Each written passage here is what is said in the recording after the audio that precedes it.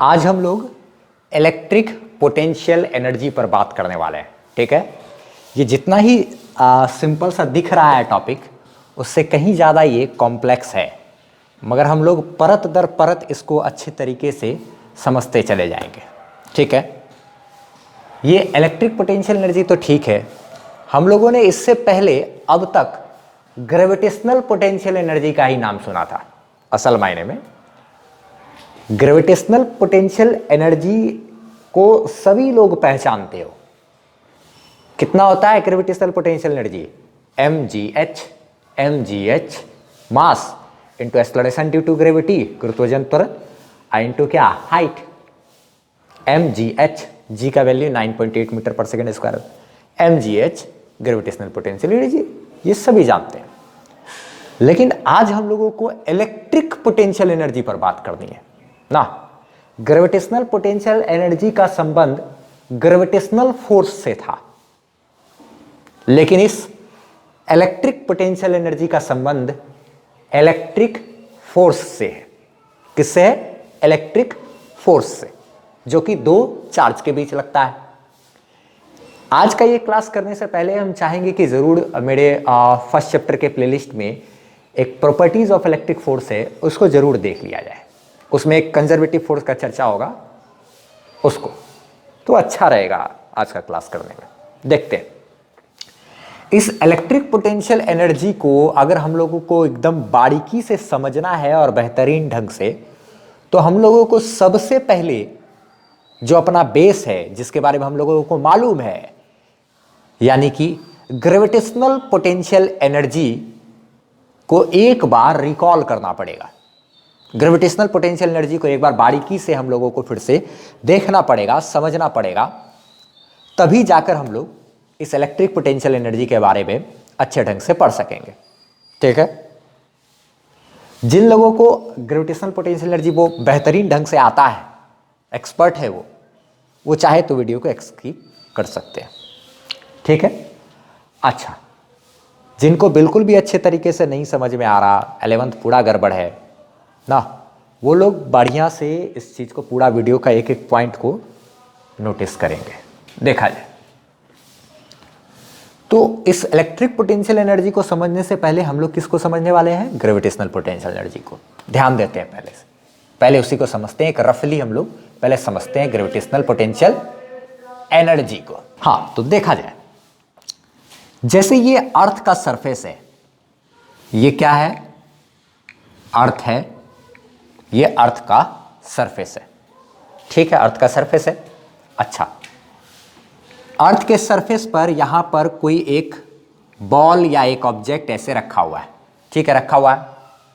अगर हम पूछे कि बताओ तो क्या इसके पास अभी कोई पोटेंशियल एनर्जी है? इस बॉल के पास, इस बॉल का मास है m, क्या इसके पास पोटेंशियल एनर्जी यानी कि ग्रेविटेशनल पोटेंशियल एनर्जी ना, ग्रेविटेशनल पोटेंशियल एनर्जी है क्या इसके पास? ग्रेविटी के द्वारा जो पोटेंशियल एनर्जी होता है, क्या वो है इसके पास? तो क्या बोलोगे? नहीं, नहीं है। क्यों नहीं है? क्योंकि ये जो अर्थ है, ये जो जमीन है, इससे इसका हाइट तो कुछ है ही नहीं। हाइट क्या है? एकदम जीरो। ये तो क्योंकि सरफेस पर ही है, हाइट नहीं है, तो कहेंगे क्या कि इसके पास कोई ग्रेविटेशनल पोटेंशियल एनर्जी नहीं है। ठीक है, ग्रेविटेशनल पोटेंशियल एनर्जी नहीं है। ठीक है, अच्छा, उसके बाद इसको क्या किए? धीरे धीरे हम लोग ऊपर लेकर के गए। इसको उठा करके क्या किए? ऊपर लेकर के गए। ऊपर ले जाते हम लोग मान लिया जाए यहां पर पहुंच गए लेकर। जमीन से कितनी दूरी पर? मान लिया जाए h हाइट पर। हाइट कितना है? h। h का वैल्यू है, अच्छा मान लिया जाए h ही है। हाइट कितना है? अब h है। यही मास मेरा अब कहां पहुंच गया है? यहां पहुंच गया। यही मास मेरा यहां पहुंच गया। अगर तो अब इसके पास अगर हम पूछे कि बताओ ग्रेविटेशनल पोटेंशियल एनर्जी कितना है ना, गुरुत्वाकर्षण की वजह से जो स्थिति जुड़ जाए वो कितना है, तो ग्रेविटेशनल पोटेंशियल एनर्जी की बात अगर करें तो ये ग्रेविटेशनल पोटेंशियल एनर्जी होगा कितना? इसका mass m into acceleration due to gravity, यानी कि g जिसका वैल्यू होता है 9.8 मीटर पर सेकेंड स्क्वायर, इंटू क्या हाइट, इंटू क्या हाइट, हाइट यानी कि क्या ये h, हाइट यानी कि क्या h। तो ग्रेविटेशनल पोटेंशियल एनर्जी कितना है भाई, तो mgh है, mgh है, मास इंटू 9.8 मीटर पर सेकंड स्क्वायर इंटू क्या हाइट है, इतना है ग्रेविटेशनल पोटेंशियल एनर्जी। ये आखिर ग्रेविटेशनल पोटेंशियल एनर्जी इस मास में आया कहां से, कैसे हम लोग ग्रेविटेशनल पोटेंशियल एनर्जी को डिफाइन करते हैं, इसको अगर अच्छे तरीके से समझ गए ना तो इलेक्ट्रिक पोटेंशियल एनर्जी भी क्लियर हो जाएगा। देखते हैं इसके अंदर जब ये ऑब्जेक्ट यहां पर था तब तो कोई पोटेंशियल एनर्जी नहीं था, हाइट नहीं था तो पोटेंशियल एनर्जी भी नहीं था, ठीक है। हम लोग यहां का नहीं चर्चा करते, हम लोग अब सारा फोकस करेंगे कहां पर, यहां पर, ठीक है। तो ये देखो बारीकी से समझो इस बात को कि आखिर इसके अंदर पोटेंशियल एनर्जी आया कैसे, पोटेंशियल एनर्जी आया कैसे, ठीक। देखते हैं हम लोग इस ब्लॉक को, ये वाला जो बॉल था, सॉरी बॉल को, इस बॉल को उठा करके ऐसे करके उठा करके क्या किए, इस बॉल को उठा करके ऐसे करके लेकर के गए, ले जाते ले जाते ले जाते ले जाते कितना h हाइट पर पहुंच गए, इसको ले जाते कहां चल पहुंच गए, h हाइट पर पहुंच गए। जब h हाइट पर पहुंचे तो कहेंगे क्या कि हाँ इसके पास पोटेंशियल एनर्जी कितना है, ग्रेविटेशनल पोटेंशियल एनर्जी कितना है, mgh है, mgh है, ठीक है। तो ये आया कैसे, इसको देखते हैं अच्छे तरीके से। देखा जाए ये है क्या आखिर ग्रेविटेशनल पोटेंशियल एनर्जी, आखिर एक्चुअल में है क्या। देखो जब हम लोग इस बॉल को उठा करके ऊपर लेकर के जा रहे थे, ले जाते कितना डिस्प्लेस किए, ले जाते h हाइट तक लेकर के गए, यानी जब यह सरफेस पर रखा हुआ था तो वहां से उठाकर हम लोग h हाइट पर लेकर के गए, तो कितना डिस्टेंस लेकर के गए, h। कितना डिस्टेंस तय किया ये ऑब्जेक्ट, h। यहां से कितना डिस्टेंस तय किया, h डिस्टेंस तय किया, यहां से कितना h डिस्टेंस तय किया, ठीक है। तो मेरा एक सवाल का छोटा सा जवाब दिया जाए पहले, कि जब इस ऑब्जेक्ट को यहां से हम लोग डिस्प्लेस करके h डिस्टेंस तक लेकर के गए तो कितना वर्क हुआ, एक ग्रेविटेशनल फोर्स के द्वारा कितना वर्क हुआ इस ऑब्जेक्ट पर, इस ऑब्जेक्ट पर कितना वर्क हुआ ग्रेविटेशनल फोर्स के द्वारा, या फिर यूं कहें कि मेरे द्वारा कितना वर्क हुआ, ऐसे सिंपल मेरे द्वारा कितना वर्क हुआ, मैंने कितना वर्क किया। मैंने जो इस बॉल को यहां से उठाकर यहां तक जो हम लेकर के गए तो आखिर कितना वर्क किए भाई, इसको यहां से उठा करके यहां तक जो लेकर के गए तो वर्क कितना किए, इस पर पहले फोकस करना है। तो वर्क का क्या फंडा होता है, फॉर्मूला होता है, वर्क के बारे में तो हम लोग जानते हैं, वर्क के बारे में जानते हैं, क्या जानते हैं, Fx इंटू कॉस थीटा, ये फॉर्मूला तो हम लोग जानते हैं, पढ़ चुके हैं ना। इस पोटेंशियल एनर्जी को शुरू करने से पहले एक और मेरे प्लेलिस्ट में ही एक और वीडियो होगा जिसको कि जिसमें 11th का रिवीजन था, वो बहुत जरूरी था। तो वर्क का फॉर्मूला तो जानते हैं, एफ एक्स कॉस थीटा या फिर F S cos theta, force into distance into क्या कॉस थीटा, जहां थीटा होता है एंगल, फोर्स और डिस्टेंस के बीच का एंगल। तो देखा जाए जरा सा, हम लोग क्या किए इसको ऊपर लेकर के जा रहे थे, इसको क्या कर रहे थे, ऊपर ऐसे लेकर के जा रहे थे, ठीक है। तो जब इसको ऊपर लेकर के जा रहे थे तो जैसे ही ऊपर लेकर के गए, ठीक है, इस पर नीचे की ओर फोर्स लग रहा था। हम लोग क्या कर रहे थे, इसको लेकर किधर जा रहे थे, ऊपर की ओर।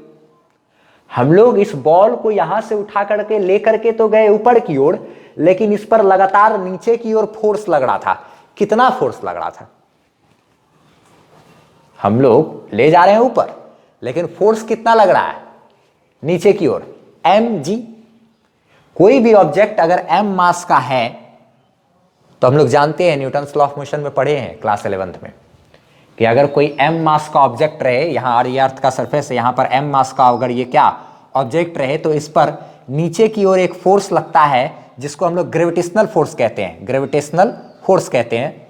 उस ग्रेविटेशनल फोर्स का मान होता है कितना, mg, मास इंटू क्या acceleration due to gravity, mg force लगता है नीचे की ओर। तो हम लोग इस बॉल को यहां से उठा करके कहां ऊपर तो लेकर के गए, इस बॉल को यहां से कहां घसीटते हुए लेकर के गए या उठाते हुए कहां लेकर के चले गए, यहां पर h हाइट तक। तो जब भी ऊपर लेकर के तो जा रहे थे लगातार, लेकिन हमेशा ग्रेविटी के वजह से जो फोर्स लग रहा था नीचे, वो फोर्स मेरा कितना होता, वो फोर्स तो था मेरा कितना mg। ग्रेविटी की वजह से नीचे की ओर फोर्स कितना लग रहा था mg, नीचे की ओर mg, ठीक है। अच्छा, अब रही बात डिस्टेंस की, तो डिस्टेंस कितना तय कराया मैंने, h। डिस्टेंस कितना, इस बॉल को कितना दूर लेकर के गए हैं, x, सॉरी h, कितना दूरी लेकर के गए हैं h। तो ये हो गया फोर्स, ये हो गया क्या डिस्टेंस h। फोर्स तो कांस्टेंट है ना, अच्छा फोर्स कांस्टेंट है, कांस्टेंट ही समझना है फोर्स को। क्यों कांस्टेंट समझना भाई, क्योंकि ये जो ग्रेविटेशनल पोटेंशियल एनर्जी की बात कर रहे हैं हम लोग, मान लिया जाए यहां से कुछ हाइट तक लेकर के जा रहे होंगे, ठीक ऐसे करके। हाँ, इतना डेप्थ में जाने की जरूरत नहीं है कि अच्छा जैसे जैसे हाइट ऊपर जाता है तो स्मॉल जी का जो वैल्यू है वो घटता है, तो स्मॉल जी का वैल्यू घट रहा है तो ग्रेविटेशनल फोर्स भी कम हो रहा होगा, उतना नहीं दिमाग लगाना है ना, उतना डेप्थ में जाने की बात की जरूरत नहीं है, ठीक है, उतना डेप्थ में जाने की जरूरत नहीं है, ठीक, समझते हैं आगे। फोर्स तो मेरा क्या लग रहा है, कांस्टेंट फोर्स ही समझना है यहां पर ना, इतना तो नेग्लेक्ट ही कर दो, थोड़ा सा हाइट उठ से सबसे क्या फर्क पड़ेगा ना। खैर यहां पर चर्चा यही करना है कि जो फोर्स लग रहा है ग्रेविटी के वजह से, ग्रेविटी के वजह से जो इस पे लगातार फोर्स लगा, वो फोर्स तो था mg। हाई कितना डिस्टेंस मैंने खींचा h, अच्छा ठीक है। अब रही बात cos थीटा में एंगल की, तो देखो तो cos, इसमें देखो तो ये ऑब्जेक्ट जा किधर रहा है, ऊपर की ओर, डिस्प्लेसमेंट किधर है ऊपर, और ग्रेविटेशनल फोर्स किधर लग रहा है नीचे, यानी कि ये हाइट ये तो ऊपर जा रहा है और ग्रेविटेशनल फोर्स जो है वो मेरा किधर लग रहा है नीचे, तो फोर्स सॉरी फोर्स नीचे, डिस्प्लेसमेंट ऊपर, डिस्प्लेसमेंट ऊपर और फोर्स नीचे, दोनों के बीच 180 डिग्री का एंगल। तो यहां पर हमको क्या लेना पड़ेगा, cos 180 डिग्री, cos 180 का मान होता है -1, तो ये हो जाएगा mgh इंटू क्या -1, ये माइनस से मल्टीप्लाई हो जाएगा, तो जो मेरा वर्क आएगा वो वर्क आएगा कितना, वो वर्क आएगा कितना mgh, वर्क आएगा मेरा कितना mgh ना। अच्छा, और वो भी क्या माइनस में, वर्क आया कितना mgh और वो भी क्या माइनस में, ठीक है। अच्छा, अगर इस माइनस साइन को हम लोग सिर्फ क्या करें, हटा दे, सिर्फ मैग्नीट्यूड की अगर बात करें, मैग्नीट्यूड पर ध्यान दे अगर, तो जितना हमने वर्क किया है उतना ही पोटेंशियल एनर्जी भी है। ये बात सोचने वाली है कि हमने इस बॉल को उठा करके यहां से लाते लाते लाते लाते लाते लाते कहां तक, यहां तक जो लेकर के गए हम लोग, उस दौरान जितना वर्क हुआ वही वर्क किसके बराबर है, पोटेंशियल एनर्जी के बराबर है, ग्रेविटेशनल पोटेंशियल एनर्जी के बराबर। तो ग्रेविटेशनल पोटेंशियल एनर्जी को हम लोग इस तरीके से डिफाइन कर सकते हैं कि किसी भी ऑब्जेक्ट को अर्थ के सरफेस से, अर्थ के सरफेस जहां पर की पोटेंशियल एनर्जी 0 होता है, अर्थ के सरफेस से उठा करके किसी हाइट तक ले जाने में जितना वर्क करना पड़ता है वही वर्क मेरा कहलाता है क्या, पोटेंशियल एनर्जी। कैसे डिफाइन करेंगे इसको, ग्रेविटेशनल पोटेंशियल एनर्जी को, चाहे तो ऐसे कर सकते हैं कि किसी ऑब्जेक्ट को अर्थ के सरफेस से h हाइट तक उठाकर ले जाने में, अर्थ के सरफेस से h हाइट तक उठाकर ले जाने में जितना हम लोगों को वर्क करना पड़ेगा वही वर्क होगा क्या, ग्रेविटेशनल पोटेंशियल एनर्जी। हाँ, यहां पर एक चीज खास गौर करने वाली बात यह है कि हम लोग जब इस बॉल को इस तरीके से उठा करके यहां से यहां लेकर के जा रहे थे, तब उस समय जो वर्क हुआ -mgh, ये वर्क डन किसके वजह से हुआ है, ग्रेविटेशनल फोर्स की वजह से ना, जो कि हम लोग इसको ऊपर लेकर के जा रहे थे तो ग्रेविटेशनल फोर्स लगातार नीचे लग रहा था, उसकी वजह से जो वर्क हुआ वो -mgh हुआ, क्योंकि फोर्स मेरा नीचे था और डिस्प्लेसमेंट क्या था, ऊपर था। लेकिन एक चीज और ध्यान रखना है कि जब हम लोग इसको यहां से उठा करके ऊपर की ओर लेकर के जा रहे थे, तब हम भी तो वर्क कर रहे थे भाई। हम भी तो क्या कर रहे थे, इसको उस पर ऊपर वर्क कर रहे थे। तो हम इधर हथेली से जब इसके ऊपर इस तरीके से ऊपर फोर्स लगाए, तो ऊपर जो हम फोर्स लगाए वो फोर्स मेरा कहलाएगा एक्सटर्नल फोर्स। वो कौन सा फोर्स कहलाएगा? एक्सटर्नल फोर्स, जो कि हम लगा रहे हैं अपने हाथ से, हथेली से इसको उठा करके ऊपर ले जाने के लिए। तो वो फोर्स मेरा कौन सा है? एक्सटर्नल फोर्स है। उस एक्सटर्नल फोर्स की वजह से अगर हम लोग वर्क की बात करेंगे तो एक बात ध्यान दिया जाए, हम लोग को अगर इस बॉल को ऊपर लेकर के जाना है तो कम से कम कितनी फोर्स की जरूरत है? कम से कम जितना नीचे लग रहा है उतना या उतना से जरा सा भी ज्यादा फोर्स अगर हम लोग ऊपर लेकर लगाएंगे तो हम लोग क्या कर सकते हैं? इस बॉल को यहां से उठा करके ऊपर उस हाइट तक लेकर जा सकते हैं। ठीक है, तो नीचे की ओर लग रहा है कितना फोर्स? mg। नीचे की ओर कितना लग रहा है? mg। नीचे की ओर तो mg लग रहा है ना भाई, ग्रेविटेशनल फोर्स। ठीक है, तो हम लोग को क्या करना पड़ेगा? ऊपर की ओर कितना फोर्स लगाना पड़ेगा? mg से बिल्कुल जरा सा भी ज्यादा 0.00000000010 टू द पावर 1000 ना, यानी कि एकदम बहुत ही छोटा सा भी अगर फोर्स लगाते हैं mg से, mg जो कि नीचे लग रहा है उसके तुलना में अगर हम लोग जरा सा भी ज्यादा फोर्स अगर ऊपर की ओर लगाएंगे तो क्या होगा? बॉल मेरा ऊपर चला जाएगा। ये क्या होगा? ऊपर जाएगा ना। और जाहिर सी बात है हम लोग क्या mg से जस्ट जरा सा ज्यादा फोर्स तो जरूर डेफिनेटली लगा रहे होंगे, तभी तो ये बॉल क्या हो गया? ऊपर गया ना। तो एक बात ध्यान दिया जाए, फिजिक्स में जरा सा चीज है ना उसको नेग्लेक्ट कर देते हैं। यानी हम लोग इस तरीके से बोलेंगे कि हम लोग को जो ऊपर की ओर फोर्स लगाना होगा ना, कम से कम कितना लगाना होगा? mg ही फोर्स लगाना पड़ेगा ऊपर की ओर, तभी ये बॉल क्या होगा? ऊपर जाएगा। तो इस एक्सटर्नल फोर्स के द्वारा अगर वर्क की बात करें, एक्सटर्नल फोर्स के द्वारा वर्क की बात करें, वर्क डन बाय क्या? External force. तो ये एक्सटर्नल फोर्स के द्वारा जो वर्क हुआ, जो कि हमने हाथ से जो लगाया है, वो वर्क कितना होगा उसको भी समझना चाहिए, वो जरूर है समझना। ऊपर की ओर हम लोगों को कम से कम कितना फोर्स लगाना होगा? mg फोर्स, ये क्या हो गया? mg क्या हो गया? फोर्स इंटू क्या? डिस्टेंस। कितना डिस्टेंस ऊपर खींचा है हमने? h। अच्छा, फोर्स इंटू डिस्टेंस इंटू क्या करना होता है? कॉस थीटा, यानी कि कॉस यहां पे 0 डिग्री। क्यों? क्योंकि एक्सटर्नल फोर्स तो ऊपर लग रहा है और डिस्प्लेसमेंट भी क्या है? ऊपर की ओर। तो फोर्स भी उधर, डिस्प्लेसमेंट भी उधर, तो दोनों एक ही डायरेक्शन में, तो एंगल क्या हुआ? 0 डिग्री। तो cos 0 का वैल्यू होता है 1। तो ये क्या हो गया? Work done by external force. Work done by external force इसको बोलेंगे। वो कितना हो जाएगा? mgh ना। Work done by external force क्या होगा? mgh। तो देखा जाए जब हम लोग इस बॉल को यहां से उठा करके ऊपर तक लेकर के जा रहे हैं, वहां पर ऊपर ले जाते समय इस एक्सटर्नल फोर्स के द्वारा तो वर्क हुआ ही कितना? mgh। और साथ ही साथ इस ग्रेविटेशनल फोर्स के द्वारा, जो कि ग्रेविटेशनल फोर्स, हम बॉल को ऊपर लेकर के जा रहे थे लेकिन ग्रेविटेशनल फोर्स लगातार नीचे लग रहा था, उस ग्रेविटेशनल फोर्स के द्वारा भी उस समय वर्क हुआ। और वो वर्क कैसा हो गया? Minus mgh। वो वर्क कैसा हुआ? Minus mgh। और यही mgh मेरा क्या होता है? Potential energy. यही mgh मेरा क्या है? पोटेंशियल एनर्जी है ना। अच्छा, एक चीज, एक्सटर्नल फोर्स के द्वारा जितना वर्क किए mgh, उतना ही तो मेरा इसके पास क्या रहता है? Potential energy. तो हम लोग ऐसा कह सकते हैं सिंपली कि किसी भी बॉल को या फिर ऑब्जेक्ट को अर्थ के सरफेस से उठा करके h हाइट तक लाने में जितना वर्क करना पड़ेगा एक्सटर्नल फोर्स के द्वारा, जितना वर्क करना पड़ेगा, वही वर्क मेरा क्या कहलाएगा? Gravitational potential energy. हमने जितना वर्क किया भाई, हमने जितना वर्क किया है ना, ये मैंने जितना वर्क किया ना इसको उठा करके यहां से यहां तक लाने में, जितना वर्क किया, वही वर्क मेरा क्या है?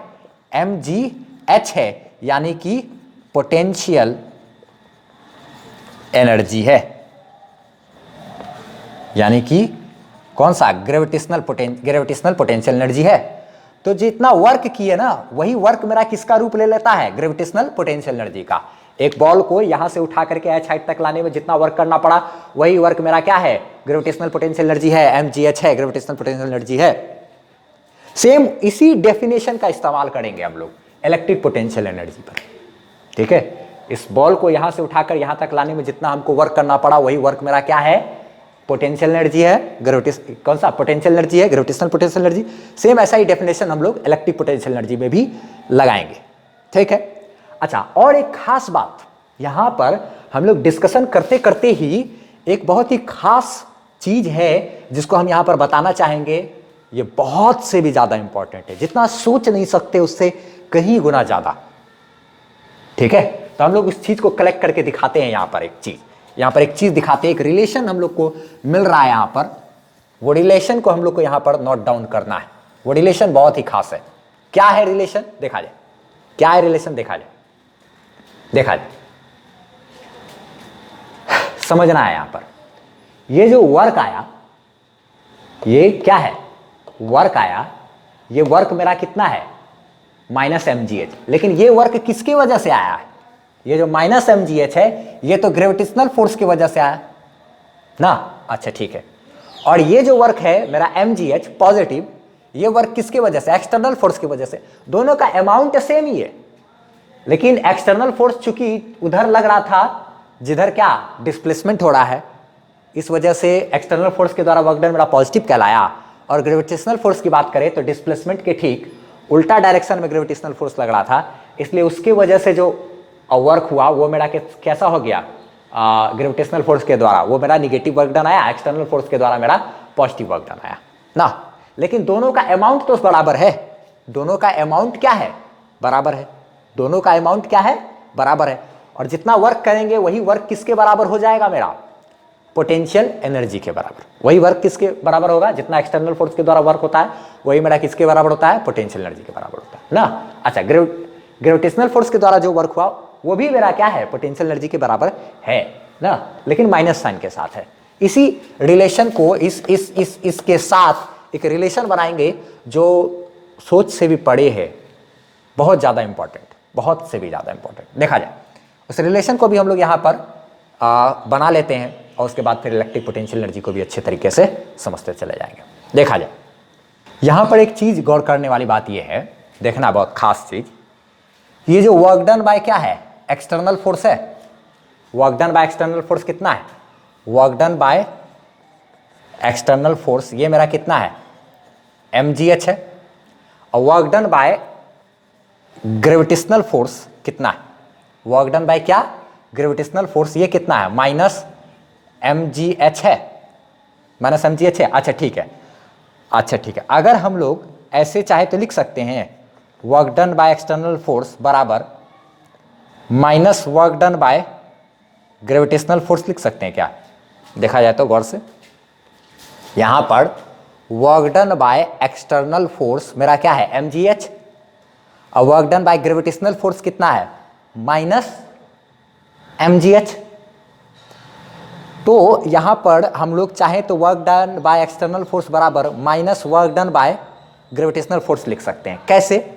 कैसे लिख सकते हैं, तो ये माइनस तो ठीक है, work done by gravitational force मेरा कितना है, -mgh है।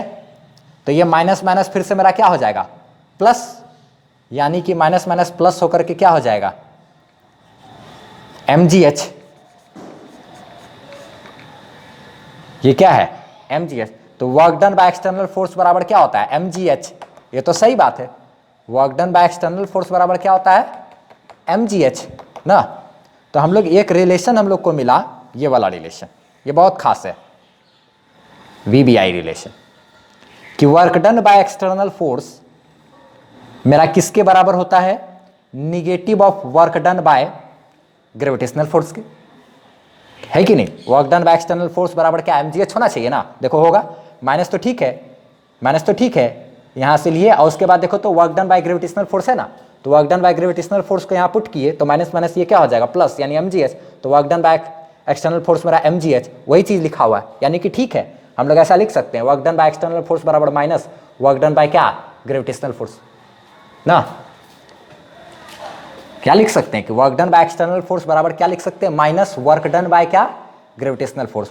तो ग्रेविटेशनल फोर्स के द्वारा जो वर्क आया उसके आगे में एगो हम माइनस लगा देंगे, तो ये माइनस माइनस मेरा क्या, प्लस होकर के क्या आ जाएगा, work done by external force आ जाएगा। इसको बढ़िया से समझो क्या है ये, work done by external force बराबर माइनस वर्क डन बाय क्या, ग्रेविटेशनल फोर्स। माइनस को ऐसे ही छोड़ो, work done by gravitational force को यहाँ पे माइनस mgh लिख सकते हैं। ये माइनस माइनस में क्या प्लस होकर के फिर से क्या आ जाएगा, mgh, work done by external force बराबर mgh ही तो होता है, यानी कि सही है मेरा। LHS बराबर RHS क्या है मेरा, सही है। यानी कि work done by external force बराबर negative of work done by क्या लिख सकते हैं, ग्रेविटेशनल फोर्स। ये ग्रेविटेशनल फोर्स मेरा एक कंजर्वेटिव फोर्स है। ध्यान रखना है एक बात कि ये जो क्या है मेरा कि ग्रेविटेशनल फोर्स है, ये ग्रेविटेशनल फोर्स क्या है, एक तरह का कंजर्वेटिव फोर्स है।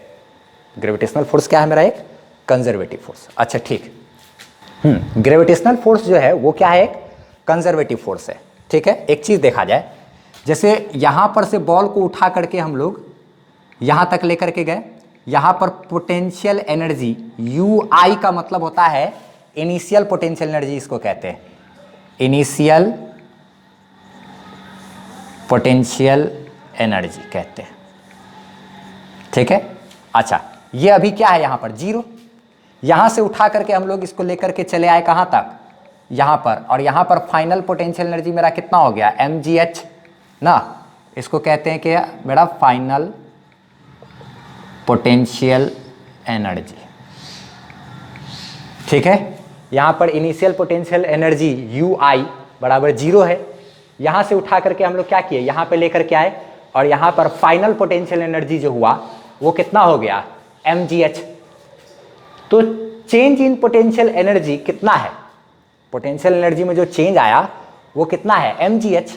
अगर हम लोग चेंज इन पोटेंशियल एनर्जी की बात करें तो क्या हो जाएगा, फाइनल पोटेंशियल एनर्जी माइनस क्या, इनिशियल पोटेंशियल एनर्जी, यानी कि फाइनल हो गया mgh माइनस क्या 0, यानी कि mgh ना। और ये पोटेंशियल एनर्जी में जो चेंज आ रहा है वो पोटेंशियल एनर्जी में चेंज किसके वजह से आ रहा है, हम लोग इलेक्ट्रिक पोटेंशियल एनर्जी पर जाना है हम लोगों को, लेकिन हम लोगों को ये सब चीज को भी बारीकी से अच्छे तरीके से समझना पड़ेगा, सारा चीज का हम लोग को नॉलेज यहाँ पर रखना पड़ेगा, तभी हम लोग इलेक्ट्रिक पोटेंशियल एनर्जी को भी और अच्छे तरीके से करेंगे। ठीक है, उससे पहले हम लोग को इसके डेप्थ में जाना बहुत जरूरी है, तो सब्र रखना है एकदम। यहां पर देखा जाए तो जो पोटेंशियल एनर्जी में चेंज आया कितना का, 0 से हो गया कितना, mgh। ये पोटेंशियल एनर्जी में चेंज किसके वजह से आ रहा है, जो हम लोग जो वर्क हो रहा है यहाँ पर एक्सटर्नल फोर्स के द्वारा, उसी वर्क की वजह से ना यहाँ पर क्या हो रहा है, चेंज इन पोटेंशियल एनर्जी आ रहा है, पोटेंशियल एनर्जी में चेंज आ रहा है क्या। और हम लोग जब इसको यहाँ से उठाया तक लेकर के गए तो जो कि ग्रेविटेशनल फोर्स के द्वारा जो वर्क हुआ निगेटिव माइनस mgh, उसी के वजह से भी क्या हो रहा है, एक तरह से कह सकते हैं कि पोटेंशियल एनर्जी में मेरा चेंज आ रहा है। ठीक है, हम लोग को एक बहुत ही खास रिलेशन एक बना करके रखना है, उस पर गौर करना है।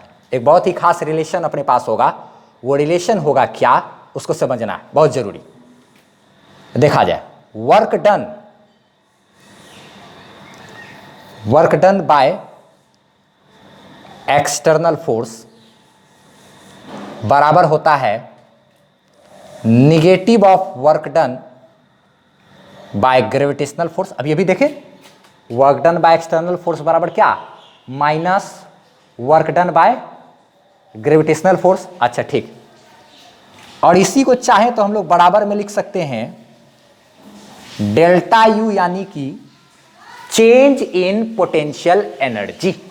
इस रिलेशन को समझना बहुत जरूरी है, क्या ये रिलेशन, ठीक है। इस रिलेशन को भी हम लोग को अभी बाद में समझाना फिर पॉसिबल नहीं था, इसलिए सारा चीज जब चर्चा हो रहा है तो उसी समय इसको डील कर लेते हैं, तब जाएंगे इधर।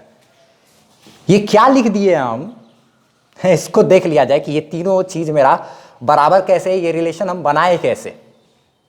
ठीक है, हम लोग ग्रेविटेशनल पोटेंशियल एनर्जी के बारे में तो ये जान गए कि ऑब्जेक्ट को यहां से उठा करके यहां तक लाने में जितना वर्क करना पड़ा, उसी वर्क को क्या कहते हैं, ग्रेविटेशनल पोटेंशियल एनर्जी कहते हैं। इसी आधार पर इलेक्ट्रिक पोटेंशियल एनर्जी तो हम तुरंत डिफाइन कर सकते हैं।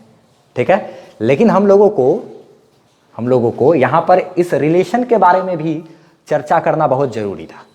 ठीक है, इसलिए हम इस रिलेशन को भी यहां पर चर्चा कर लिए, फिर हम लोग उधर डिफाइन भी कर लेंगे। ठीक है, देखा जाए ये क्या लिखे हैं, ये चीज को देखा जाए। अभी हम लोग देखे थे यहां पर कि चेंज इन पोटेंशियल एनर्जी क्या है, mgh।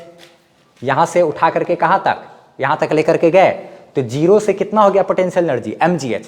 तो पोटेंशियल एनर्जी में चेंज कितना आया, mgh का। फाइनल mgh और माइनस इनिशियल क्या है 0, तो चेंज कितना हो गया mgh ना, ये भी क्या है mgh। तो एक चीज देखा जाए, work done by external force मेरा क्या है mgh, और वही मेरा क्या है किसके बराबर है, चेंज इन पोटेंशियल एनर्जी के बराबर है कि नहीं। चेंज इन पोटेंशियल एनर्जी मेरा क्या है mgh, change in potential energy में जो चेंज आ रहा है वो भी है mgh, work done by external force जो है वो भी क्या है mgh। तो हम लोग चेंज इन पोटेंशियल एनर्जी बराबर work done by external force, change in potential energy बराबर work done by external force तो लिख ही सकते थे। और यही work done by external force मेरा किसके बराबर है, negative of work done by gravitational force, negative of work done by क्या ग्रेविटेशनल फोर्स। ये ध्यान रखना है कि ग्रेविटेशनल फोर्स एक मेरा कंजर्वेटिव फोर्स है, इलेक्ट्रिक फोर्स भी कंजर्वेटिव फोर्स है, उसके बाद इलास्टिक फोर्स भी एक कंजर्वेटिव फोर्स है, बॉयंट फोर्स जो होता है बॉयंसी का फोर्स वो भी मेरा एक कंजर्वेटिव फोर्स है, स्प्रिंग फोर्स भी मेरा एक कंजर्वेटिव फोर्स है। तो ये जो रिलेशन बनकर आया है ना, ये रिलेशन हर कंजर्वेटिव फोर्स के लिए वैलिड है। यानी कि हम लोग एक रिलेशन यहां पर लिख सकते हैं कि work done by external force बराबर बराबर क्या लिख सकते हैं, negative of work done by gravitational force बराबर लिख सकते हैं चेंज इन पोटेंशियल एनर्जी। ये वाले रिलेशन को सबको ध्यान रखना है, ये रिलेशन बहुत ज्यादा काम का है, ठीक है। इसमें हर चीज को भी लिखना नहीं है, ये सिर्फ समझने के लिए हर चीज है, ठीक है। हाँ, तो ये रिलेशन हम लोग जो तैयार किए, इस रिलेशन में ये ध्यान रखना है, हम पहले ही बोल दिए हैं कि इस वीडियो को देखने से पहले हम लोगों को प्रॉपर्टीज ऑफ इलेक्ट्रिक फोर्स देखना जरूरी था। वहाँ पर हम लोग बात किए थे कि इलेक्ट्रिक फोर्स मेरा एक कंजर्वेटिव फोर्स है कैसे, तो वो देखना बहुत ज़रूरी था। तो ये इस रिलेशन को चाहे तो ऐसे लिख सकते हैं अच्छे से, अगर चाहें तो बहुत, work done by external force बराबर negative of work done by gravitational force की जगह पे हम लोग चाहें तो WC का मतलब कंजर्वेटिव फोर्स लिख सकते हैं। इसमें कंजर्वेटिव लिखने से ये होगा ना कि ग्रेविटेशनल फोर्स भी आ जाएगा, इलेक्ट्रिक फोर्स भी हो सकता है इसके जगह पे, मैग्नेटिक फोर्स भी हो सकता है, spring force, buoyancy force, elastic force, सब फोर्स जो सब मेरा कंजर्वेटिव है। और ये हो गया इधर डेल्टा U यानी कि चेंज इन पोटेंशियल एनर्जी। ऐसे करके ये ज़्यादा अच्छा है, ठीक है। इसको क्या बोलेंगे, work done by external force. अच्छा, ये हो जाएगा negative of work done by conservative force, और ये हो जाएगा मेरा क्या, चेंज इन पोटेंशियल एनर्जी ना। ये तीनों के बीच रिलेशन होता है। पोटेंशियल एनर्जी में जो चेंज होगा वो बराबर है minus work done by conservative force, और वो बराबर है वर्क डन बाय क्या, एक्सटर्नल फोर्स के, ठीक है। अच्छा, अब हम लोग मेन टॉपिक पर आते हैं। इसको अभी भी लिखना नहीं है, हम इसको एक बार फिर से लास्ट में अभी लिखा देंगे ना, जब इलेक्ट्रिक पोटेंशियल एनर्जी को डिफाइन कर लेंगे उसके जस्ट बाद हम लोग फिर इस चीज़ को लिख लेंगे, ठीक है। तो अब हम लोग इलेक्ट्रिक पोटेंशियल एनर्जी पर चर्चा करते हैं। देखा जाए, जिस तरीके से अभी हम लोग जाने कि एक बॉल को यहाँ से उठा करके h हाइट तक लेकर के आए और यहाँ तक लाने में हमको जितना वर्क करना पड़ा एक्सटर्नल फोर्स के द्वारा ही जितना वर्क करना पड़ा, वही वर्क मेरा क्या हो जाता है, पोटेंशियल एनर्जी होता है, पोटेंशियल एनर्जी होता है। जो वर्क करना पड़ता है किसी ऑब्जेक्ट को अर्थ के सरफेस से उठा करके h हाइट तक लाने में, वही वर्क डन मेरा क्या कहलाता है, पोटेंशियल एनर्जी कहलाता है, ग्रेविटेशनल पोटेंशियल एनर्जी कहलाता है। सेम टू सेम यहाँ भी वैसा ही होगा ना, वर्क जो होगा वही मेरा क्या कहलाएगा, पोटेंशियल एनर्जी। जो वर्क करेंगे ना हम लोग, वही वर्क मेरा क्या कहलाएगा, पोटेंशियल एनर्जी कहलाएगा, ठीक है। अब एक चीज देखा जाए, इलेक्ट्रिक पोटेंशियल एनर्जी कैसे समझेंगे। ये इलेक्ट्रिक पोटेंशियल एनर्जी, सबसे पहली बात तो ये जान लो आप कि इलेक्ट्रिक पोटेंशियल एनर्जी 2 या 2 से अधिक चार्ज के लिए ही डिफाइन है, 2 या 2 से अधिक चार्ज के लिए ही डिफाइन है। 2 या 2 से अधिक चार्ज का अगर कोई सिस्टम हो तो उस चार्ज के सिस्टम के लिए डिफाइन होता है, एक अकेले चार्ज के लिए डिफाइन नहीं होता। देखा जाए, जैसे अगर यहां पर हम लोग एक चार्ज को लिए, मान लिया जाए Q1 कोई एक चार्ज है, ठीक है। इस चार्ज को यहां पर अगर ऐसे रखे रहेंगे तो रखे रहो, उसको पकड़े रहो या फिर छोड़ दो, कोई फर्क नहीं पड़ेगा, ये रहेगा अपना चुपचाप, कोई दिक्कत नहीं है।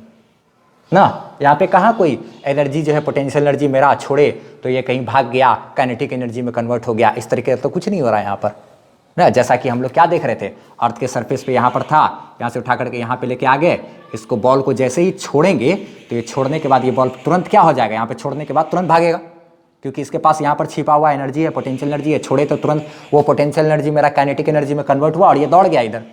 यहाँ पर तो ऐसा कुछ भी नहीं हो रहा है क्या, ठीक है, कुछ भी नहीं हो रहा है।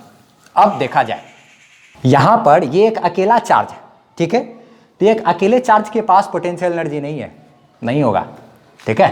हाँ, अब यहाँ पर कोई एक और चार्ज आ जाए ना, तब इसके पास पोटेंशियल एनर्जी हो सकता है। सबसे पहले एक काम करो, इस चार्ज को हम लोग यहाँ पर किल ठोक करके इस तरीके से यहाँ पर ऐसे करके ठोक करके क्या किया, इसको यहाँ पे ऐसे बैठा दिए, फिक्स कर दिया यहाँ पर। अब ये भागेगा नहीं। अब क्या किए देखा जाए, जैसे कि अर्थ के केस में, ग्रेविटेशनल पोटेंशियल एनर्जी के केस में तो सरफेस से ना उठा करके हम लोग हाइट तक लेकर के गए थे। क्यों सरफेस से उठाए थे, क्योंकि सरफेस पे अगर था ऑब्जेक्ट तो उसके पास पोटेंशियल एनर्जी 0 था उस समय, ठीक। अच्छा, तब हम लोग यहाँ से उठा के वहाँ तक लेके गए।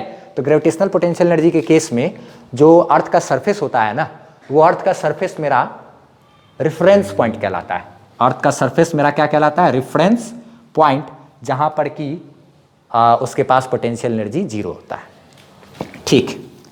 लेकिन इलेक्ट्रिक पोटेंशियल एनर्जी के केस में इन्फिनिटी को हम लोग रेफरेंस पॉइंट कहते हैं। इन्फिनिटी, यहां पर अगर कोई चार्ज है तो उसके पास पोटेंशियल एनर्जी नहीं होगा। ये चार्ज इन्फिनिटी पर रखे गए किसी चार्ज पर फोर्स नहीं लगा सकता, किसी भी चार्ज को धकेल नहीं सकता, ठीक।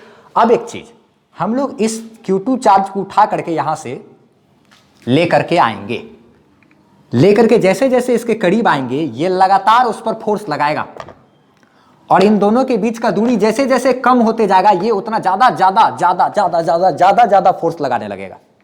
क्या बात किए फिर से, इस Q2 चार्ज को क्या करेंगे, यहां से उठा करके इसके पास लेकर के आने लगेंगे। इसके पास जैसे जैसे ही लेकर के आएंगे इन दोनों के बीच की दूरी घटेगी, तो दूरी घटेगी तो ये Q2 चार्ज जैसे जैसे इसके करीब आ रहा है ये लगातार उस पर फोर्स लगाएगा, और ये चार्ज धीरे धीरे फोर्स का मान बढ़ाते जाएगा। क्यों बढ़ेगा भाई, क्योंकि दोनों चार्ज के बीच का जो दूरी है वो दूरी कम हो रहा है। जैसे ही दूरी कम होगा, हम लोग जानते हैं कूलम्ब्स लॉ से, दो चार्ज के बीच लगने वाला फोर्स दोनों के बीच के डिस्टेंस के इनवर्सली प्रोपोर्शनल होता है। यानी कि दूरी जैसे जैसे कम होगा दोनों के बीच लगने वाला फोर्स मेरा बढ़ते जाएगा। यानी कि हमको यहाँ पे लाएं तो थोड़ा सा ताकत लगाना पड़ा, और पास लाने गए और ज़्यादा ताकत लगाना पड़ा, फिर और जब पास लेकर के गए तो और ज़्यादा करना पड़ा। नहीं, ध्यान रखना है, वेरिएबल फोर्स लगेगा। खैर उस सब चीज़ पे हम लोग बाद में चर्चा करेंगे, तो नेक्स्ट क्लास में वो सब देखना है। तो यहाँ से उठा करके जैसे जैसे इसके करीब लेकर के आ रहे थे तो हमको क्या कुछ ना कुछ वर्क तो करना पड़ा भाई।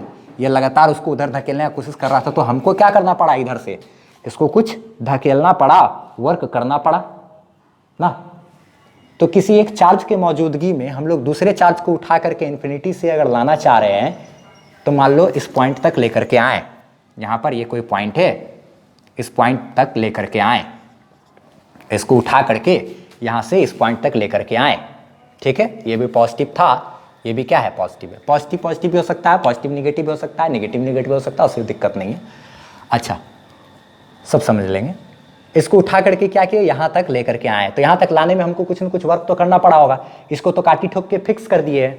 इसको क्या किया, उठा करके यहाँ से जैसे जैसे इसके करीब लेकर के आए, ये लगातार धकेलना चाह रहा था, हमको क्या करना पड़ा, ताकत और ताकत बढ़ाना पड़ा, और कुछ वर्क करना पड़ा। वर्क करके हम लोग यहाँ तक लेकर के आ गए, यहाँ से उठाकर वर्क किए, वर्क करके इसको यहाँ तक लेकर के आ गए। यहाँ से उठा करके यहाँ तक लाने में अगर मान लिया जाए हमको वर्क करना पड़ गया 50 जूल का, किसी Q2 चार्ज को यहाँ से उठा करके इन्फिनिटी से उठा करके इस पॉइंट तक लाने में हमको वर्क कितना करना पड़ गया, 50 जूल का, ठीक है। इस Q1 चार्ज के मौजूदगी में इस Q2 चार्ज को इन्फिनिटी से उठा करके इस पॉइंट तक लाने में हमको वर्क करना पड़ा कितना, 50 जूल का। तो यही 50 जूल कहलाएगा मेरा क्या, पोटेंशियल एनर्जी। सिंपल। इतनी ठी चीज पढ़ाने के लिए हम कितना लंबा लेक्चर दिए भी पहले ना, डेप्थ में जाने के लिए। खैर ठीक है, बात करते हैं एक चीज। जैसे कि अर्थ के केस में इसको यहाँ से उठा करके यहाँ तक लाने में हमको जितना वर्क करना पड़ा उतना ही मेरा क्या हो गया, potential energy. Same to same यहाँ भी वैसे ही है, यहाँ भी वैसे ही है। इस Q2 चार्ज को यहाँ से उठा करके इस पॉइंट तक लाने में हमको जितना वर्क करना पड़ा, इस चार्ज की मौजूदगी की वजह से हमको यहाँ से यहाँ तक लाने में जितना वर्क करना पड़ा, वही वर्क मेरा क्या कहलाएगा, potential energy, electric potential energy. अगर यहाँ से यहाँ तक लाने में हमको 50 जूल वर्क करना पड़ता है तो यही 50 जूल हो जाएगा क्या, मेरा पोटेंशियल एनर्जी। इस पूरा सिस्टम का पोटेंशियल एनर्जी होगा। अगर ये चार्ज यहाँ पर मौजूद नहीं होता तो क्या इसको यहाँ से यहाँ तक लाने में हमको कोई वर्क करना पड़ता, नहीं करना पड़ता, कोई वर्क नहीं लगता, क्योंकि इसको यहाँ से यहाँ तक लाते तो कोई मेरा विरोध करने के लिए इधर मौजूद नहीं था, तो हमको कोई दिक्कत नहीं थी। यहाँ से ऐसे फूंक देते तो बस ये चार्ज यहाँ से यहाँ पहुँच जाता, क्योंकि इधर कोई विरोध करने वाला नहीं है, क्या कोई वर्क नहीं करना पड़ता। लेकिन यहाँ चूंकि मौजूद था इसलिए हमको यहाँ से यहाँ तक लाने में वर्क करना पड़ा। तो याद रखना है, किसी भी चार्ज की मौजूदगी में किसी दूसरे चार्ज को इन्फिनिटी से उठा करके किसी पॉइंट तक लाने में हमको जितना वर्क करना पड़ता है, ताकि हम लोग क्या कर सके, एक चार्ज का सिस्टम तैयार कर सके। उस चार्ज का सिस्टम तैयार करने में 2 या 2 से अधिक चार्ज का अगर कहीं पर रहे तो उसको सिस्टम ऑफ चार्ज कहते हैं, चार्ज का सिस्टम कहते हैं। तो किसी एक चार्ज की मौजूदगी में किसी दूसरे चार्ज को इन्फिनिटी से उठा करके किसी एक पॉइंट तक लाने में हमको जितना वर्क करना पड़ता है, वही वर्क मेरा कहलाता है क्या, इलेक्ट्रिक पोटेंशियल एनर्जी। ठीक है, यहाँ पर देखो है इसके पास इलेक्ट्रिक पोटेंशियल एनर्जी। कैसे कह सकते हैं, यहाँ पे किल ठोक करके इसको रखे हुए, वो तो फिक्स है मेरा। जैसे ही इस चार्ज को अभी यहाँ पर है, जैसे ही इस चार्ज को ऐसे छोड़ेंगे तो ये तुरंत बड़ा भाग जाएगा ना। जब इसको यहाँ पर लेकर के आए हम लोग, तो यहाँ जब लेकर के आए, ला करके रखे हुए हैं, तो ये अभी शांत है, इसके पास कोई एनर्जी हमको दिख नहीं रहा है। क्यों? क्योंकि इसके पास छिपा हुआ एनर्जी है, जिसको स्थितिज ऊर्जा पोटेंशियल एनर्जी के नाम से जानते हैं, इलेक्ट्रिक पोटेंशियल एनर्जी है। जैसे ही इसको छोड़ेंगे तो ये तुरंत क्या हो जाएगा, भाग जाएगा। सेम टू सेम वैसे ही जैसे कि अर्थ का सरफेस है, यहाँ पर किसी पेन को रखे हुए छोड़ेंगे तो ये क्या हुआ, पेन भाग गया। क्यों भागा? क्योंकि इसके पास पोटेंशियल एनर्जी था, ग्रेविटेशनल पोटेंशियल एनर्जी था, छिपा हुआ एनर्जी, तभी तो ये क्या हुआ, तुरंत इसका एनर्जी काइनेटिक एनर्जी में कन्वर्ट हुआ, ये भागा। सेम ऐसे ही यहाँ पर इसको यहाँ पर ला करके रखे हुए हैं, इसको जैसे ही छोड़ेंगे इसका जो एनर्जी है पोटेंशियल एनर्जी, वो तुरंत मेरा काइनेटिक एनर्जी में कन्वर्ट होने लगेगा, ये भागेगा ना। तो इसके पास पोटेंशियल एनर्जी आया कहाँ से, इलेक्ट्रिक पोटेंशियल एनर्जी आया कहाँ से, हमने जो इसको उठा करके यहाँ तक लाने में जितना वर्क किया ना, वही वर्क मेरा किसका रूप ले लेगा, पोटेंशियल एनर्जी का, इलेक्ट्रिक पोटेंशियल एनर्जी का। अगर यहाँ पर माइनस चार्ज होता, ये प्लस चार्ज होता ना, तब इसको यहाँ से यहाँ तक लाने में हमको कोई खास ज़्यादा मेहनत मशक्क़त नहीं करना पड़ता ना, तब जो वर्क आता वो मेरा निगेटिव वर्क आ जाता। ठीक है, खैर वो सब चीज़ पे हम लोग चर्चा करेंगे नेक्स्ट क्लास में, कि ये प्लस रहेगा तब क्या होगा, ये माइनस रहेगा तो क्या होगा, ऐसा ऐसा ऐसा।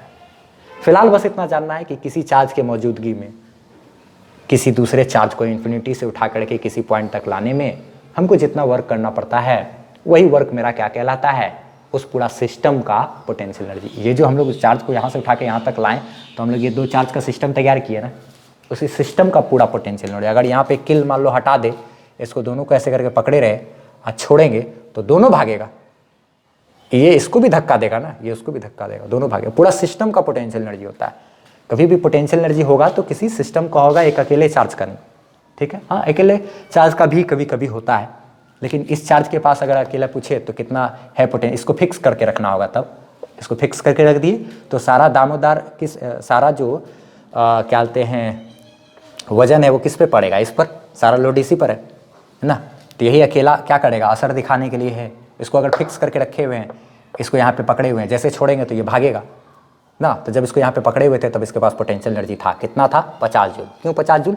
क्योंकि इन्फिनिटी से उठा करके यहाँ तक लाने में हमको वर्क करना पड़ा, 50 जूल का वर्क करना पड़ा, इसीलिए 50 जूल ही मेरा इसका क्या हो गया, potential energy, electric potential energy. तो इस तरीके से हम लोग डिफाइन करेंगे कि किसी चार्ज के मौजूदगी में किसी एक चार्ज को इन्फिनिटी से उठा करके किसी पॉइंट तक लाने में हमको जितना वर्क करना पड़ता है, वही मेरा कहलाता है क्या, पोटेंशियल एनर्जी उस सिस्टम का, उस सिस्टम का पोटेंशियल एनर्जी कहता है। ये 2 चार्ज का जो सिस्टम है एक, उसका पोटेंशियल एनर्जी होगा ना। या यूँ भी कह सकते हैं कि इस चार्ज का क्या है, ये पोटेंशियल एनर्जी। इन्फिनिटी से उठा करके किसी चार्ज को किसी पॉइंट तक लाने में जितना वर्क करना पड़ेगा, वो टोटल वर्क मेरा क्या कहलाएगा, पोटेंशियल एनर्जी कहलाएगा। अगर मान लिया जाए यहाँ पे Q1 चार्ज होता है, यहाँ पे Q2 चार्ज होता है, यहाँ Q3 चार्ज होता है, Q4 चार्ज होता है, ढेर सारा चार्ज होता है, अभी भी हम लोग इसको यहाँ से उठा करके यहाँ तक लेकर के आते, तो अब तो हमको सारा का मार झेलना पड़ता बहुत ज़्यादा। अब हमको तो बहुत ज़्यादा वर्क करना पड़ जाएगा क्योंकि फोर्स मेरा ज़्यादा लगेगा, फोर्स ज़्यादा होगा तो वर्क ज़्यादा। वो अब हमको मान लो यहाँ तक लाने में टोटल Q2 चार्ज को वहाँ से यहाँ तक लाने में वो वर्क करना पड़ रहा है 800 जूल। वहाँ से इस पॉइंट तक लाने में हमको वर्क कितना करना पड़ा, 800 जूल। तो अब इसके पास पोटेंशियल एनर्जी कितना हो जाएगा, 800 जूल, क्योंकि वहाँ से यहाँ तक लाने में, इन्फिनिटी से यहाँ तक लाने में हमको वर्क कितना करना पड़ा है, 800 जूल। तो ये मेरा 800 जूल होगा। अब ये चीज़ है, अब पूरा सिस्टम का भी पोटेंशियल एनर्जी पूछेंगे ना तो वो भी होगा कितना, 800 जूल। अगर इसको हम लोग ऐसे छोड़ दे सारा चीज़ को, सबको, किसी को भी चार्ज को हम लोग पकड़े नहीं इस तरीके से, सबको पकड़े नहीं, सबको छोड़े तो सब ऐसे अच्छे तरह जाएगा।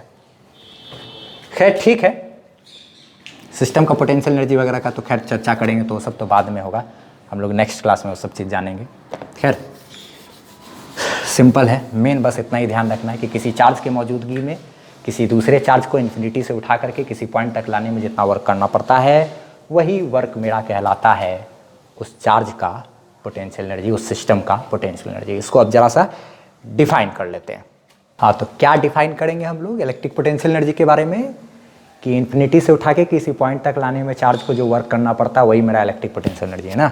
The amount of work done in bringing a charge, यानी कि एक चार्ज को लाने में जो वर्क किया जाता है, वर्क करना पड़ता है, कहाँ से, from infinity to a point, infinity से उठा करके किसी पॉइंट तक लाने में जितना वर्क करना पड़ता है, in presence of other charges, और सब चार्ज के मौजूदगी में जितना वर्क करना पड़ा हमको इन्फिनिटी से उठा करके किसी चार्ज को किसी पॉइंट तक लाने में, इज नॉन एज क्या, electric potential energy of the system of charges. वो जो चार्ज का जो सिस्टम बना उस सिस्टम का मेरा क्या कहलाएगा, वो इलेक्ट्रिक पोटेंशियल एनर्जी कहलाएगा। ये एक सिस्टम का प्रॉपर्टी होता है, ये ध्यान रखना।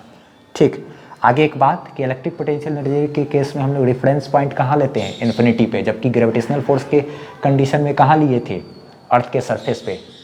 ये जो रेफरेंस पॉइंट है वो ये पॉइंट हुआ जहाँ पर कि पोटेंशियल एनर्जी मेरा क्या होता है, जीरो होता है ना। In case of electric potential energy reference point is at क्या, इन्फिनिटी। रेफरेंस पॉइंट मेरा कहाँ है, इन्फिनिटी पे है, क्योंकि इन्फिनिटी पे अगर कोई चार्ज है तो उसके पास पोटेंशियल एनर्जी नहीं होगा, क्योंकि कहीं भी मौजूद चार्ज उस इन्फिनिटी पर तो फोर्स नहीं लगा सकता ना। Where the potential energy of the all charges are assumed to be क्या, जीरो। इन्फिनिटी एक ऐसा पॉइंट है जहाँ पर यह माना जाता है कि सारा का सारा जो भी चार्ज है उसके पास किसी तरह का कोई पोटेंशियल एनर्जी नहीं है। जैसे जिस प्रकार की अर्थ के सरफेस पर अगर कोई ऑब्जेक्ट है तो उसके पास पोटेंशियल एनर्जी नहीं होता, सेम टू सेम उसी तरीके से इन्फिनिटी पे अगर कोई ऑब्जेक्ट रखा हुआ है तो उसके पास पोटेंशियल एनर्जी नहीं होगा, इलेक्ट्रिक पोटेंशियल एनर्जी नहीं होगा। और एक चीज़ खास हम लोग जो बहुत ज़्यादा इंपॉर्टेंट है, MVBI ना, ये बहुत ज़्यादा है, मेरे द्वारा ये किया गया एकदम बहुत ज़्यादा इंपॉर्टेंट है चीज़ है। क्या है कि चेंज इन पोटेंशियल एनर्जी, सबका नाम लिख दिया यहाँ पर, इसको चेंज इन पोटेंशियल एनर्जी कहते हैं। Negative of work done by conservative force, work done by external force, सबका नाम लिखा हुआ है यहाँ पर। क्या रिलेशन याद रखना, हम इन दोनों रिलेशन को भी बराबर करके सिर्फ काम कर सकते हैं, सिर्फ ये दोनों को भी बराबर करके भी काम कर सकते हैं, सिर्फ ये दोनों को भी बराबर करके भी हम लोग काम कर सकते हैं। खैर याद रखना है कि पोटेंशियल एनर्जी में जो चेंज होता है वो बराबर होता है negative of work done by क्या, कंजर्वेटिव फोर्स की। कंजर्वेटिव फोर्स में यहाँ पर कंजर्वेटिव फोर्स की जगह पर मेरा ग्रेविटेशनल फोर्स भी हो सकता था, जैसा कि हम लोग अभी अभी देखे थे थोड़ा देर पहले। कंजर्वेटिव फोर्स क्या कहने का मतलब, मेरा ग्रेविटेशनल फोर्स भी है और इलेक्ट्रिक फोर्स भी है। इलेक्ट्रिक फोर्स भी मेरा एक कंजर्वेटिव फोर्स है, तो यही रूल मेरा यहाँ पर भी काम कर सकता है। सेम टू सेम फिर work done by external force होता है ना। अच्छा, ये भी उसके बराबर। Work done by external force क्या चीज़ हुआ यहाँ पर, जैसे कि यहाँ इन्फिनिटी पे चार्ज था ना, यहाँ पे Q2, यहाँ पे क्या चार्ज है, Q1 है, इसको ठोक दिए ऐसे। अब यहाँ से उठा करके यहाँ तक जो लेकर के आए, तो जब हम लोग इसको इधर लेकर के जा रहे थे तो हम लोग ज़बरदस्ती खींच के उधर लेके गए, धक्का देके लेके गए, तो वो जो मेरे द्वारा जो वर्क हुआ इसको उधर से उधर लेके जाने में, वो वर्क होगा work done by external force. और जब हम लोग इसको यहाँ से उधर लेकर के जा रहे हैं तो ये चार्ज इस चार्ज पर, जैसे रास्ते में है अभी, तो ये चार्ज इस चार्ज पर इधर तो फोर्स लगा रहा है, वो कौन सा फोर्स है, इलेक्ट्रिक फोर्स। वो कौन सा फोर्स है, ये चार्ज इस पर जो फोर्स लगा रहा है वो कौन सा फोर्स है, इलेक्ट्रिक फोर्स ना। तो इलेक्ट्रिक फोर्स के द्वारा जो वर्क आएगा वो निगेटिव। क्यों निगेटिव, क्योंकि इस चार्ज को हम लोग धक्का देकर लेकर तो जा रहे हैं उधर, लेकिन जो ये फोर्स लगा रहा है क्या, इलेक्ट्रिक फोर्स उधर, तो फोर्स उधर, सॉरी ये जो Q1 चार्ज है, ये Q1 चार्ज इस Q2 चार्ज पर जो इलेक्ट्रिक फोर्स लगा रहा है वो लगा रहा है इधर, और डिस्प्लेसमेंट किधर हो रहा है, उधर। तो डिस्प्लेसमेंट उधर, फोर्स इधर, 180 डिग्री का एंगल, तो भी मेरा क्या आ जाएगा, वर्क डन निगेटिव आएगा कि नहीं, कंजर्वेटिव फोर्स के द्वारा, यानी कि इलेक्ट्रिक फोर्स के द्वारा निगेटिव आएगा ना। अब एक्सटर्नल फोर्स के द्वारा जो वर्क होगा, हम लोग क्या किया, एक्सटर्नल फोर्स तो उधर ही लगाए हैं, चार्ज को भी उधर ही डिस्प्लेस कर रहे हैं, दोनों एक ही डायरेक्शन में, तो एक्सटर्नल फोर्स के द्वारा वर्क डन मेरा क्या रहेगा, पॉजिटिव। और पोटेंशियल एनर्जी में चेंज तो आएगा, इन्फिनिटी पे है तो क्या है, जीरो। जब उठा करके यहाँ तक लेकर के आ गए तो कुछ पोटेंशियल एनर्जी हो गया, कितना हो गया वो सब हम लोग नेक्स्ट क्लास में जानेंगे, ठीक है, कि उठा करके यहाँ तक लाते हैं तो कितना पोटेंशियल एनर्जी होता है, ठीक है, वो भी बहुत खास है, बहुत लंबा चौड़ा वो भी डेरिवेशन। खैर इसको यहाँ तक लाने में इतना, तो ये इस रिलेशन को बहुत ज़्यादा ध्यान में रखना है, और भी इस पर चर्चा होते चले जाएगा, तो ये रिलेशन को हम लोग यूज़ करते जाएंगे। Change in potential energy, change in कौन सा, इलेक्ट्रिक पोटेंशियल एनर्जी, यहाँ पर negative of work done bye कौन सा, इलेक्ट्रिक फोर्स, क्योंकि उसी पे चर्चा करना है ना, बराबर work done by external force. तो अब इसको फटाफट से लिख लेना है। हम जितना भी पढ़ाए हैं टोटल आज ना, उन सब में से सिर्फ इतना ही चीज़ है जिसको लिखना है, बाकी और सब चीज़ तो हम सिर्फ समझने के लिए किए। आज का वीडियो लेक्चर बहुत ज़्यादा लंबा हो गया है ना, खैर कोई नहीं, बस ये बहुत ज़्यादा खास है। उधर जो हम लोग अगर एनसीईआरटी का बुक देखोगे आप तो इलेक्ट्रिक चार्जेज एंड फील्ड ना, इलेक्ट्रिक चार्जेज एंड फील्ड के बारे में ढेर सारा टॉपिक है। उसके बाद इलेक्ट्रिक पोटेंशियल एंड कैपेसिटेंस एक अलग तरह टॉपिक किया हुआ है ना। खैर हम लोग इसको तो इलेक्ट्रोस्टैटिक में ही पढ़ते हैं, तो हर जगह चलता है ये। तो क्या चीज़ है, एक बात क्या है, एक बात खास कि जो उससे और इसके बीच में जो गैप है ना, वो बहुत बड़ा गैप है। उसी गैप को आज हम लोग पार किए। इलेक्ट्रिक पोटेंशियल एनर्जी एकदम कॉम्प्लेक्स टॉपिक है, इसको एकदम आसानी से सोचेंगे ऐसे ऐसे बस हाँ पढ़ the electric potential energy, infinity से उठा करके चार्ज किसी पॉइंट तक लेकर के आए, उस पर जितना वर्क करना पड़ता है वही इलेक्ट्रिक पोटेंशियल एनर्जी। इतना सिंपल तरीके से सिर्फ इतना ही सही बात सोच करके रह जाएंगे तो काम नहीं चलेगा, पूरा डेप्थ में जाना होगा। मिलते हैं अब हम लोग नेक्स्ट क्लास में।